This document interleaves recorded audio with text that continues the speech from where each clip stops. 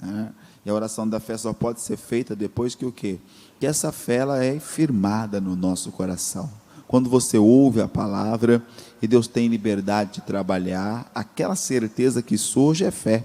E é essa certeza que nós estamos clamando, então, para que a glória do Senhor Deus se revele e ela venha ao seu coração. A dúvida não é uma ação de Deus. A dúvida não provém. Deus não é Deus de dúvida. Tá? Tem algo que carrego sempre comigo. Na dúvida, não faça nada. Na dúvida, não faça. Na dúvida, não vá. Na dúvida, não faça. Por quê? Porque a dúvida não provém de Deus. Mas quando há aquela certeza no nosso coração, quando há certeza, não, o Senhor já me deu orientação por sua palavra, aí vai que o Senhor vai ser contigo. Podemos estar enfrentando tempestades imensas, situações completamente adversas, porque muitas vezes nós temos aquele hábito de imaginar que o fato de estarmos na presença do Senhor não nos permitirá passar por dificuldades e por lutas e por aflições. Não, vamos passar. Toda pessoa passa, independente do seu credo religioso. Você quer ver uma coisa que às vezes dói o coração e a pessoa falar assim: ah, pastor, depois que eu vim para a igreja e começou a passar por isso, por aquilo, não era assim antes? Como não era? Claro que era, só que você não entendia. Você achava ser tudo normal, é assim mesmo, a vida é dessa forma. Como muita gente enfrenta as coisas dessa maneira. É assim mesmo, é normal e tal, e vai passando. Aí quando você aprende que a luta ela é espiritual, que a batalha ela existe, o que vai acontecer? Você começa a ver o tamanho da batalha, você começa a identificá-la, aí você fala: puxa, mas eu não passava por isso antes. Passava. E vou lhe dizer mais: a que você está passando hoje só está conseguindo permanecer e prevalecer porque o Senhor te trouxe para a presença dEle. Da forma que estava e como estava, já teria perdido essa batalha, já teria perdido esta luta. Então, quando o Senhor Deus nos traz, e Deus é um Deus de vitória, Deus é um Deus que dá graça àqueles que o buscam, o que Deus vai fazer? Ele vai lhe ensinar. Porque tem pessoas que pensam que na presença de Deus há passe de mágica, né? Há uma varinha de condão, né? Uma varinha de condão, né? Uma palavra mágica, aquelas coisas assim, que tem algum truque, alguma coisa, e não tem, irmãos, é conhecimento. Você aprende do Senhor e a glória de Deus se revela. Você aprende de Deus e Deus se manifesta com poder na sua vida. Deixa eu meditar com vocês aqui. Abra sua Bíblia, por gentileza, no livro dos Salmos. Salmos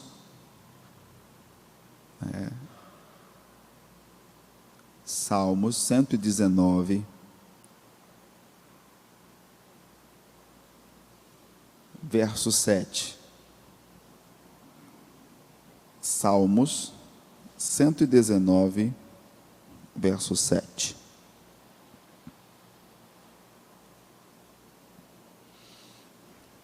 Olha o que o Senhor vai dizer aqui, olha o que Davi vai dizer aqui ao Senhor, como experiência, né? Render-te-ei graças com integridade de coração, ou seja, com inteireza de coração, né? Quando tiver o que? Aprendido os teus retos ou os teus justos juízos. Presta atenção, gente. Ninguém conseguirá louvar a Deus e viver de forma agradável ao Senhor se ele não aplicar o coração em aprender o que? Os retos juízos do Senhor. Os teus justos juízos têm que ser aprendidos. A forma com que Deus trabalha, a maneira com que Deus age. Eu preciso observar a palavra do Senhor e saber que a Bíblia, ela é o que, gente? É principalmente um manual que vai me ensinar a caminhar, vai me ensinar a viver segundo a vontade do Senhor, e fará com que a mão do Senhor trabalhe em meu favor. Tudo que os homens nas Sagradas Escrituras passaram, enfrentaram, irmãos, lutaram, batalharam, tudo o que aconteceu é para exemplo nosso. Os que perderam é exemplo para que você não faça da mesma maneira. Os que venceram é exemplo para que você haja da mesma forma. Às vezes nós só cruzamos os nossos braços, e o que eu posso fazer, se é tudo assim mesmo? Não é, é o seu posicionamento. A palavra do Senhor, ela vem para quê? Ela vem para te reposicionar. Deus lhe dá uma palavra. Às vezes o profeta, ele vai te dar apenas uma palavra, apenas uma direção, e pronto. Porque às vezes a pessoa espera do profeta um agir, um mover, um algo lindo e tal, e o profeta vai dar apenas o quê? Uma palavra.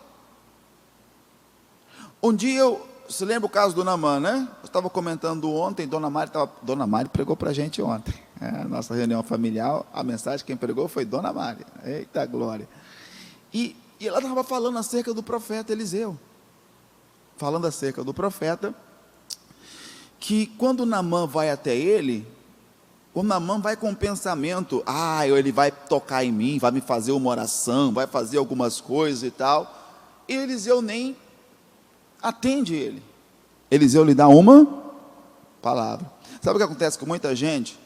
Ela vem à igreja pensando assim, eu vou lá na igreja, vou pedir uma oração, eu acho que eu estou precisando de uma oração, eu vou lá, e depois que eu fizer, se alguém fizer uma oração por mim, aí eu vou ser abençoado. Irmãos, entenda, não é errado pedir oração, tá? Não é errado.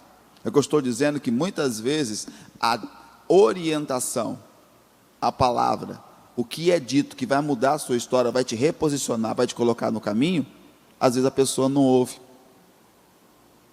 Eu estou desde domingo falando sobre isso. Às vezes uma palavra só muda toda uma situação. A princípio, Naamã quis ficar revoltado, ou ficou revoltado, pelo fato do profeta não tê-lo atendido.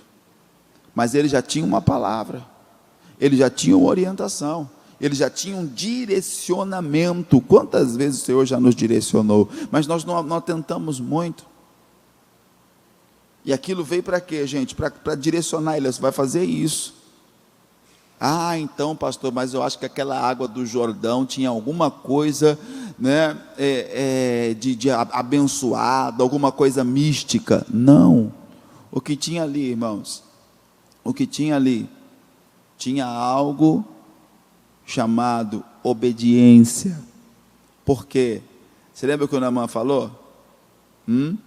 Abinar, Farpar, não são rios de Damasco mais limpos do que as águas aqui do Jordão? Eu não podia me lavar neles e ser curado? Por que tem que ser no Jordão, que a água é barrenta? O que acontece conosco? O Senhor fala de uma maneira, nós queremos escolher de outra forma. O Senhor fala de um jeito, nós queremos escolher do nosso jeito, da nossa maneira. É igual você tentar explicar para a pessoa hoje, que o fato dela não parar para ouvir a palavra, a distancia de Deus, sim. É a mesma coisa. Hoje eu fico assim, a pessoa olha e fala assim, pastor, eu não estou indo na igreja mesmo não vou mesmo não, porque o senhor sabe, né, e está difícil, eu estou com medo ainda, mas eu não me afastei do Senhor não. Como que não? O que te aproxima de Deus? O que é que nos aproxima de Deus? O que é que nos aproxima de Deus se não é a sua palavra? Jesus não disse, eu sou o caminho, a verdade e a vida? Ninguém vai ao Pai se não for por mim. O que é Cristo, se não o verbo de Deus que se fez carne e habitou entre nós? Quando é que eu estou longe de Cristo? Quando eu estou longe da sua palavra. E quando é que eu fico longe da palavra? Quando eu paro de ouvir, eu deixo de ouvir. Porque até a fé que te reposiciona, te coloca na condição para vencer, vem através do quê? Ouvir e ouvir pela palavra do Senhor. Então, até aí a pessoa, não, porque eu não estou longe de Deus, eu estou perto. Então tudo bem, meu filho, você está perto, então fala com Deus. Fala com Deus. Veja aí como vai ser. Tente. Tente. E a pessoa não está compreendendo. Deus está dizendo assim, ó, através de Tiago: aproxima-te de mim, achega-se a mim, achegai-vos a mim, e eu me achegarei a vós outros. É simples, é você que encurta o caminho. Deus te mostra o caminho e você encurta. Pegou isso? Hã? Deus te mostra o caminho e você encurta ele. Como? Caminhando por ele. Deus te dá a palavra e é o caminho. Aí você encurta. Como? Quanto mais você caminhar nesse caminho, você vai chegando mais próximo e mais perto. Achegue-se a mim.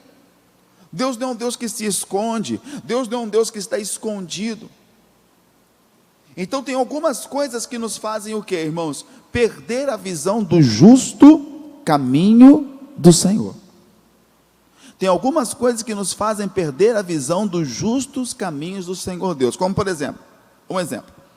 É igual você olhar a conversão de Saulo, que outrora era Saulo, depois tornou-se Paulo, né? O pequeno. Saulo, que era considerado o grande e tal, doutor da lei, isso e aquilo outro, depois tornou-se Paulo, o pequeno. É só você observar, por exemplo, antes de conhecer Jesus, ele fazia o que parecia ser correto aos teus olhos. Antes de conhecer Jesus, ele fazia o que parecia ser certo ao seu próprio coração. Para ele estava fazendo a coisa o quê? Certa. A coisa certa a se fazer. Não tem que terminar aquilo que eles chamavam de seita, né? Aquilo que eles chamavam de seita. Eles chamavam a comunhão com Cristo, a vida com Cristo, o ser cristão, o judeu, os doutores da lei, os fariseus, os saduceus, eles tinham as suas divergências, né? Os fariseus e os saduceus, uns criam na ressurreição, outros não, mas quando falava-se acerca de cristão, acerca de Jesus, eles estavam em comum acordo, que isso era o quê? Uma seita, e que precisava acabar, e que precisava parar, e que eram eles que parariam com aquilo, e Paulo tinha isso. Paulo entrava em casas, Paulo arrastava cristãos pelas ruas, participou da morte de muitos cristãos. Um deles foi Estevão, por exemplo, que a capa de Estevão cai aos pés de Saulo. Ele estava ali e consentiu na morte de Estevão. Então ele fazia o que parecia ser o quê? Correto aos teus olhos. O que me afasta do justo caminho, do justo juízo do Senhor, dos seus caminhos, é eu estar na presença de Deus, conhecer a tua palavra, mas fazer a coisa do jeito que eu acho ser correto. Pastor, eu sirvo a Deus do meu jeito. Então tudo bem, que o teu jeito te ajude. Não é, irmãos. Quando o Senhor te dá uma palavra, quando o Senhor te dá uma direção, às vezes o que o profeta diz, te deixa até na dúvida, mas é isso que tem que fazer? É só isso? Só isso? Mas aquela palavra vai te reposicionar para quê? Para obedecer, ou para quebrar o orgulho da pessoa. Quando ela comentava, minha esposa comentava sobre isso, eu disse assim, puxa, acredito que talvez Deus nem tinha revelado o real motivo de Naamã ter que mergulhar no Jordão. Nem tinha. Ah, pastor, o motivo era a lepra. Não, será que era a lepra o maior problema de Naamã? Para ele poderia ser, para Deus não. Para Deus o problema dele era o orgulho, era a soberba. Às vezes estamos imaginando que o nosso problema é sentimental, emocional, quando na verdade o problema é outro. É a forma com que eu lido com as coisas de Deus, é a forma com que eu lido com a sua palavra, com a manifestação do seu poder. Então nos impede de conhecer o Senhor Deus quando nós fazemos o quê, gente? Agimos segundo nossa própria vontade, ou fazemos as coisas da maneira que parece ser perfeita aos nossos olhos. Basta obedecer a palavra. Vamos deixar isso descer no nosso coração? Vamos deixar isso descer no nosso coração? Vamos dizer juntos, basta obedecer a palavra? Vamos lá? Basta obedecer a... Pastor, mas tá na luta. Claro que você está na luta, nós estamos. Nós estamos. Todos nós estamos. Vamos colocar isso no nosso coração também? Todos nós estamos na luta. Mas o senhor não está compreendendo, a minha é maior. Mas se Deus te deu essa, Ele também está te dando condição de vencê-la. Deus não te coloca numa situação e uma batalha, não permite que você passe algo, se você não vai vencer. Ele abre um outro caminho.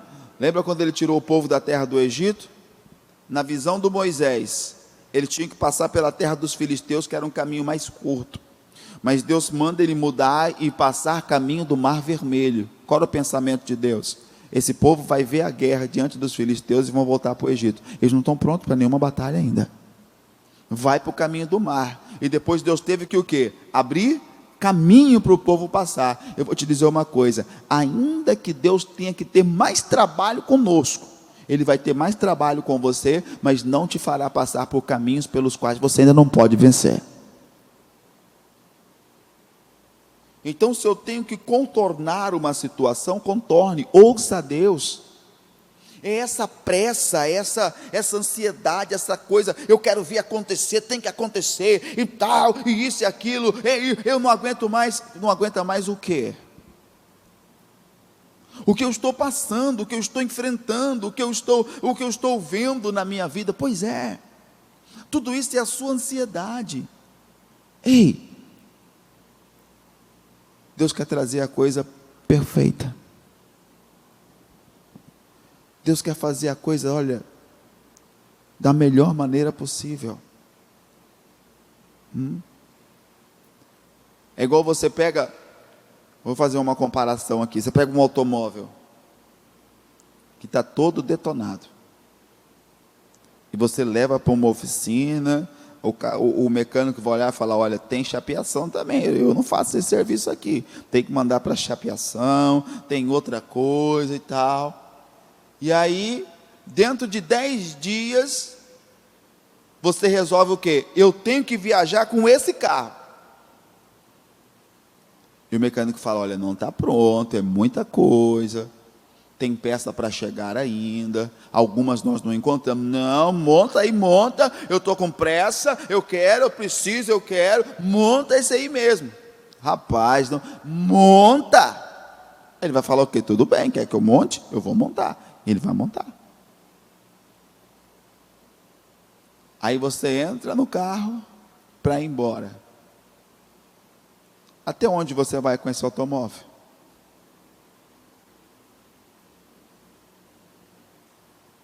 Então não era melhor deixar terminar o serviço todo e sair de lá como? Pronto de fato para ir para onde você precisa? Deixa Deus fazer o serviço. Deixa Deus fazer o serviço. Ouça, quando Deus te chama, deixa Ele determinar o nível da conversa, tá? E quando Ele começar a falar, ouça-o. E no momento que Ele disser, obedeça o que Ele está dizendo, porque ali está o seu socorro. Ali está a saída para você. Então coloca esse negócio, coloca isso no seu coração. Quando Deus te chamar para algo, deixa Ele determinar o nível da conversa. Foi por isso que Pedro perdeu no alto do monte uma grande visão. Jesus transfigurado, as figuras de Moisés e Elias no monte. O Pedro dá uma olhada naquilo e fala assim, Senhor, é bom estar aqui, vou fazer umas cabanas para o Senhor, para o Moisés e para Elias, vamos ficar por aqui. Você pode perceber que lá o autor vai dizer assim, ó, e Pedro tomando a palavra disse, Senhor, é bom estarmos aqui. Esse é o nosso problema. Deus quer mostrar algo para nós muito grandioso, mas nós tomamos a palavra. nós não deixamos o Senhor determinar o nível da conversa. Aí o que vem? Vem uma nuvem, envolve o Pedro e fala assim: olha, este é o meu filho amado, a quem me comprazo, deem ouvidos a ele. Como quem diz: Pedro, aqui você tem só que ouvir. Aqui você tem apenas que ouvir. É esse capítulo mesmo, tem certeza? Volta o versículo primeiro para mim, vamos ver. Volta o verso primeiro para mim. Mateus 17. Olha lá. 6 dias depois tomou consigo a Pedro e aos irmãos Tiago e João, e levou em particular ao alto do monte. Aí ele vai dizer: e foi transfigurado diante deles, e as suas vestes se tornaram brancas e resplandecentes, brancas como a luz. 3. E disse, e eis que lhes apareceram Moisés e Elias falando com ele. E então disse Pedro a Jesus. O Pedro fez o quê? Eu vou dar um pitaco. Tem a tradução ou o outro evangelho que vai dizer: e Pedro, tomando a palavra, disse: Senhor, é bom estarmos aqui, e faremos 3 tendas, uma para o Senhor, outra para Moisés, outra para Elias.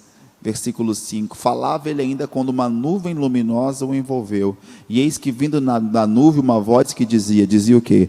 Este é o meu filho amado, em quem me comprazo, a ele ouvi.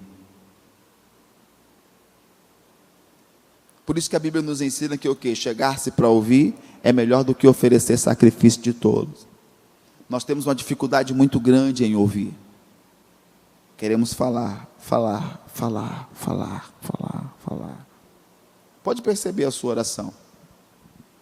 Você fala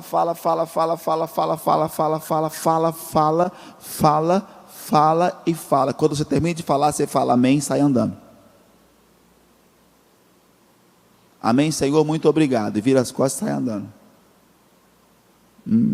Eu imagino Deus pensando: então outro dia você volta para eu poder falar com você, porque só você falou. Outro dia você volte para que eu possa falar contigo, porque aqui só você falou.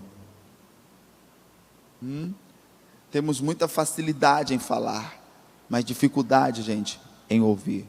Então, fazer o que parece perfeito ao nosso coração nos impede de conhecer o justo juízo e caminho do Senhor. Outra coisa que nos impede é isso aqui, 2 Samuel capítulo 28, vamos ver? 2 Samuel capítulo 28, segundo livro de Samuel,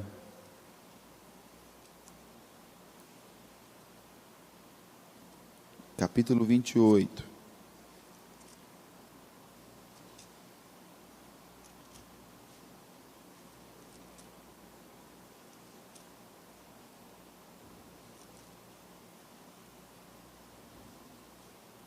Não, é 1 Samuel, gente. Primeiro. Não tem 28 no segundo. Não, né? 1 Samuel. Que é lá no segundo já vai falar do Davi. Aqui ainda fala do Saul. 1 Samuel capítulo 28 vai dizer o quê? Lá, vamos no versículo 3. Adiantamos.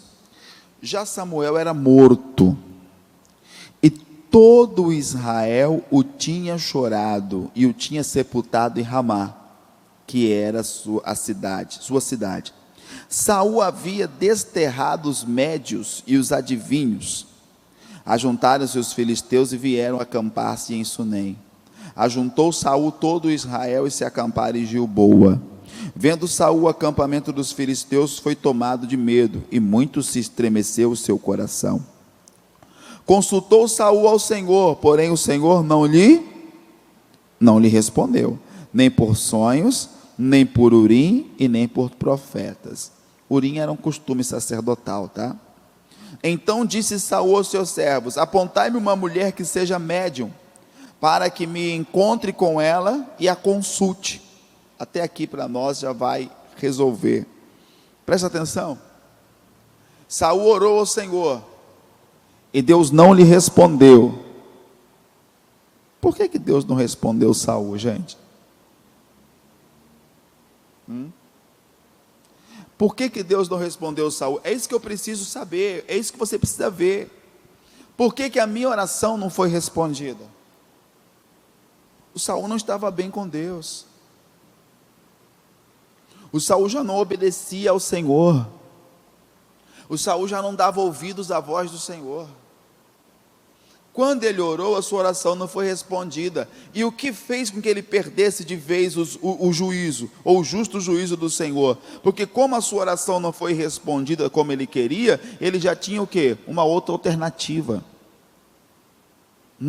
Eu vou lá na igreja, tá bom, vou orar, né? Se tem uma campanha, vou fazer a campanha, mas também se não acontecer, ó, aí acabou, aí eu não vou mais, eu vou voltar para a bebida, eu vou voltar para o boteco, eu vou voltar para os bares, eu vou voltar para isso, vou fazer aquilo outro. É melhor ir direto para lá. Diante de Deus, gente, é melhor ir direto para lá. Porque não vai acontecer nada, Deus não vai responder não. O Saul foi lá, orou, nem por sonhos, nem mandou nenhum profeta, nem pelo costume sacerdotal, já sei, vou procurar uma médium. Aqueles que ele mesmo tinha mandado o quê? Tirar da terra, quando tinha comunhão e juízo com Deus. Quando ele tinha compromisso com Deus, ele tirou toda forma de adivinhação, toda forma, irmãos, de consulta aos mortos, porque não se consulta morto, não se consulta mortos. Ah, pastor, mas eu estou em casa de vez em quando, vem alguém lá me visitar, olha pastor, é o meu avô Purinho. Outro dia eu estava falando com alguém que ela foi em determinado lugar, e a pessoa falou assim, olha, você quer falar com quem? Ela já tinha combinado, né, que queria falar com o avô. E aí a pessoa fala, então tá bom, daqui a pouco demora, ele dá até a característica das pessoas. Esse senhor assim, assim, assim, ela, esse é meu avô. Sim, diz que no rosto daquela pessoa veio o avô dela. Pastor, ele Purinho. Falei, sim, o diabo sabe disfarçar muito bem. Ele sabe enganar muito bem. Porque o homem foi dado o direito de morrer apenas uma só vez, vindo depois disso o quê? O juízo. Ô meu irmão, pensar que tem alma vagando por aí, perdida, é chamar Deus de desorganizado. É chamar o Senhor de desorganizado. Deus é um Deus de ordem. Aí você vem para o que a Bíblia ensina, você olha a parábola do rico e do Lázaro, né? Daquele homem que foi para o Seol e do Lázaro que subiu ao céu. Quem estava no Seol via quem estava lá em cima, mas quem estava lá em cima não via quem estava lá embaixo. Pelo menos naquela parábola ali. E o homem que estava no Seol falou assim, pai Abraão, pede a Lázaro molhar o dedo aí numa água e pingar, que aqui está muito quente. O Abraão falou, não tem como, rapaz. Está muito longe, o Lázaro nem pode te ouvir. Então manda ele voltar para avisar os meus irmãos e a minha família, para que eles não venham para cá também. E o Abraão fala para ele, não, quem está aqui, daqui não volta. Não tem como ele voltar. Você quer ter uma vida com o Senhor Deus? A Bíblia é o caminho, a palavra é o caminho. Então Saul, quando tinha o juízo, ele tirou da terra todas estas práticas. Essas práticas de consulta aos mortos, essas práticas pagãs, essas coisas, ele tirou tudo. Mas agora ele não estava bem com Deus. E ele buscou e não houve resposta. Ele, em vez de procurar o porquê de não ter tido resposta, quando na verdade eu entendo que ele já sabia, ele só não queria mudar. Como muitas coisas nas nossas vidas nós sabemos, nós só não queremos abrir mão. É aquilo que muitas vezes é prazeroso, aquilo que muitas vezes é lucrativo, que muitas vezes traz à pessoa uma certa realização, mas não é agradável ao Senhor Deus. Então, às vezes, a pessoa ela até já sabe, ela só não quer abrir mão. E o Saul, para não abrir mão do seu jeito, da sua forma, o que ele fez? Ele tinha o quê? Uma segunda opção. Quem sempre tem uma segunda opção, a primeira não vai funcionar na vida dele. Eu vou lá na igreja, eu vou lá, eu vou mais essa vez. Mas olha, se não adiantar, quer saber? Aí já também já era. Aí eu vou parar, aí eu vou desistir, aí eu já não vou mais, e isso e aquilo. Pois é, esse é o problema. Você tem uma segunda opção, né? É o que eu falo para a pessoa, num casamento. Você casou? Casei. Está casado? Tô. Então esquece a palavra chamada divórcio. Porque enquanto o divórcio for uma opção, toda a cura que o Senhor Deus quiser trazer, não vai satisfazer a pessoa. Enquanto o divórcio for uma opção, todo tipo de cura que o Senhor enviar, a pessoa não vai aceitar. Vai até dizer: Deus não respondeu a minha oração. Deus não me respondeu. Esquece a palavra divórcio. Casou? Não casou? Sim. Decidiu? Decidi. É para valer? É para valer. Então foi lá, diante do juiz de paz: sim, aceito. Veio diante do altar: sim, aceito. Pronto. Mas qualquer coisa, aí já era. Você vai para um lado, eu vou para o outro, porque eu não nasci grudado em homem nenhum, eu não nasci grudado em mulher nenhum, e isso e aquilo outro. Aliás, hoje as pessoas não querem nem se casar mais. Eles não querem nem se casar mais. Por quê? Porque diz assim: de repente, se não der certo, eu não vou ter problema com cartório e com outras coisas. Vamos tentar aqui. Totalmente fora da visão de Deus. Totalmente fora da visão. Deus não me responde. Por quê? Porque às vezes eu não estou assumindo um compromisso sério com Ele. Às vezes eu não estou assumindo compromisso com a sua palavra, de fazer o que pertence a Ele. Por quê? Porque não queremos abrir mão da nossa maneira de ser. O Saul sabia que não teria respostas. De todas as formas não teve resposta. Mas por quê? Sempre tem uma segunda opção. Entrou na presença de Deus. Por que Deus foi tão bom com o profeta Eliseu? Que quando Elias passa por ele assim, e manda a capa na direção dele, ele já entende o quê? O chamado. O que o Eliseu faz? O Eliseu tinha 10 juntas de boi. O Eliseu vai lá e mata todas as suas juntas de boi. Faz aquela carne, eu imagino que era um churrascão muito bacana, distribuiu para todo mundo e foi embora.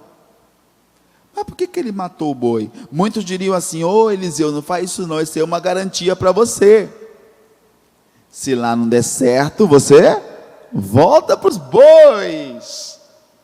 Se lá não der certo, você volta para cá. Mas o Eliseu tinha no seu coração o quê? Eu não vou carregar uma segunda opção.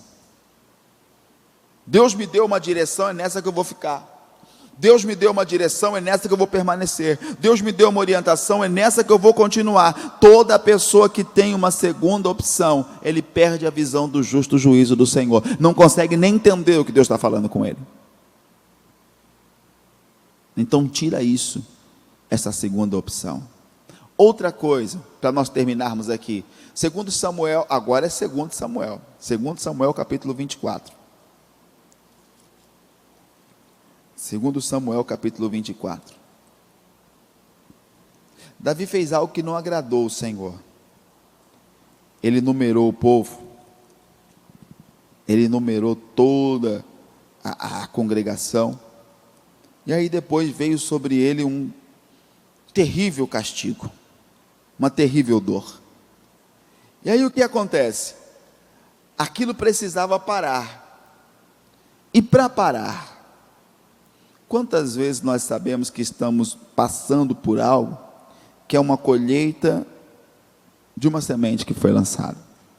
Porque é assim, gente, é plantando e colhendo. Então não lança semente ruim não, porque ela vai crescer. Aonde cresce o trigo, cresce o joio. A terra é boa. para toda semente que nós lançarmos. Vigia nisso. Saul estava ali, o Davi passando ali uma dificuldade muito grande, estavam morrendo os homens do seu povo. No versículo 16 diz o seguinte, olha só: estendendo pois o anjo do Senhor a mão sobre Jerusalém para destruir, arrependeu-se o Senhor do mal e disse ao anjo que fazia a destruição entre o povo: basta, retira a sua mão. E o anjo estava junto à eira de Araúna, o jebuseu. Vendo Davi o anjo que feria o povo, falou ao Senhor e disse: é eu que pequei, é eu que procedi perversamente, porém estas ovelhas o que fizeram? Seja pois a tua mão contra mim e contra a casa de meu pai. Naquele mesmo dia veio Gade, o profeta, ter com Davi e lhe disse: sobe, levanta ao Senhor um altar na ilha de Araúna, o jebuseu. Davi subiu, segundo a palavra do profeta de Gade, como o Senhor lhe havia ordenado. Olhou Araúna do alto, e vendo que vinha para ele o rei e os seus homens, saiu e se inclinou diante do rei, com o rosto em terra. Perguntou: por que vem ao rei meu senhor, ao teu servo? Respondeu Davi: para comprar de ti esta eira, a fim de edificar nela um altar ao Senhor, para que cesse a praga sobre o povo. Então disse Araúna a Davi: tome e ofereça ao rei meu senhor o que lhe bem parecer. Eis aí os bois para o holocausto, os trilhos, a peiragem dos bois para a lenha. Tudo isso, ó rei, Araúna oferece ao rei. E ajuntou: que o Senhor teu Deus te seja propício. Porém o rei disse a Araúna: não, mas eu te comprarei pelo devido preço, porque não oferecerei ao Senhor meu Deus holocaustos que não me custem nada. Assim Davi comprou a eira e pelos bois pagou 50 siclos de prata. E edificou ali Davi um altar ao Senhor e apresentou holocausto e ofertas pacíficas. Assim o Senhor se tornou favorável para com a terra, e a praga cessou de sobre o quê? Israel. Olha só, se eu quero uma solução, não adianta eu tentar oferecer a Deus o que Deus não pediu. Eu já vi muita gente dizendo: não, pastor, eu vou lá na igreja, eu vou fazer um voto com Deus, eu vou levar uma oferta, mas essa oferta, esse voto, foi Deus que te pediu? Ou é você tentando fazer um acordo, um negócio com o Senhor? Porque uma coisa é o Senhor Deus te levar. Se Deus te levar a fazer, faça. Se Deus te levar a fazer, vai e faz. E pode honrar, porque Deus vai te honrar. Tá? Que não seja um pregador, alguém falando, tal. Seja Deus falando ao teu coração. Vai e faz, porque Deus vai honrar. Agora, se não foi Deus que mandou? Davi queria por tudo que aquela praga cessasse. Ele estava até dizendo para Deus: Deus, pesa a mão sobre a minha vida, sobre a casa de meu pai. Mas o povo, essas pessoas não têm nada a ver com isso. Pesa a mão sobre mim. Ou seja sobre mim o castigo. Deixa o povo, seja sobre mim. Para tentar parar aquela praga, aquela coisa, ele tentou o que, gente? Agir ou fazer um negócio, oferecendo o que Deus não pediu. Deus olhou para o povo, deu a ordem ao anjo, o anjo parou. E o profeta vem e fala: assim diz o Senhor, tem que ser levantado um altar lá no campo de Araúna, que é onde depois futuramente tornou-se o templo do Senhor. Levante o altar lá e ofereça holocaustos. E o Davi foi. Quando ele foi, o Araúna falou: vou te dar tudo, rei, pode pegar tudo aí, eu dou os bois, dou a lenha, dou tudo, pode pegar. Davi falou assim: não, eu não vou oferecer a Deus o que não me custa nada, eu vou pagar o preço, porque isso aqui foi Deus que me pediu. Sabe qual é o problema nosso? Às vezes Deus pede e nós não queremos pagar o preço. Às vezes Deus pede: vai, peça perdão, eu não vou pagar esse preço. Vai, reconcilia-te com teu irmão, eu não vou, não vou, de jeito nenhum. Vai, Não, não vou, não fiz nada, não sou eu que sou errado, não foi eu que errei. Quer dizer, ela quer ouvir de Deus, mas não quer o quê, gente? Pagar o preço. Quando Deus fala, ele abre mão, ele não quer pagar o preço. Não quer fazer o que Deus determinou. Quer oferecer a Deus aquilo que ele criou. O que você acha que nós podemos criar que pode agradar a Deus, gente? Em todas as vezes que o homem tentou criar algo para agradar a Deus, o homem só ofendeu a Deus. O homem criou imagens, o homem criou bezerros, o homem criou, irmãos, imagens de esculturas, o homem criou tantas coisas. Às vezes com o intuito de agradar a Deus, mas em tudo que o homem criou, só ofendeu o Senhor. Porque eu não posso oferecer a Deus o que Deus não me pediu. O que me leva a perder os justos juízos do Senhor é o que, irmãos? Oferecer a Deus o que Ele não pediu. A pessoa faz tanta coisa errada. Tanta coisa errada. Aí, para tentar sanar aquilo, o que ela faz? Caridade. Ah, tudo bem. Sim, eu faço tudo isso mesmo de errado. Mas olha, eu ajudo o pobre, eu dou comida, eu dou um sacolão, eu faço isso, eu faço aquilo, então já equilibrou o negócio. Não, a justiça do homem para Deus é como trapo de imundícia. Já pegou trapo velho? Se você fizer assim, o que acontece? Rasga ou não rasga? Assim é a justiça própria do homem. Assim é a justiça própria. Assim é. Por exemplo, Davi não pecou com a Betseba? Ou, na minha cabeça, na minha visão, ele fez Betseba pecar? Ele era o rei. Ele fez Betseba pecar. Foi lá e tal, esteve com a mulher, tudo. Aí depois o que ele fez? Depois do Uria morto, o que ele fez? Ele não trouxe a Betseba? Ela não tornou-se esposa do rei? Ao povo uma obra o que? Muito justa. Ao povo uma obra muito justa. Puxa, olha aí, ó, esse rei e tal. E Deus falou, não, esse rei está errado. Ele já foi mais conforme o meu coração. Até que o profeta vai falar com ele de novo. Então não adianta eu fazer o que Deus não mandou fazer. Não adianta tentar oferecer a Deus o que Deus não pediu. Todas as coisas, gente, são dele, por ele e para ele. É eu e você olharmos, Romanos 11:36 vai dizer, porque tudo é dele, por ele e para ele. É ele que vai determinar, é ele que vai dizer. Então não ofereça a Deus o que Deus não pediu.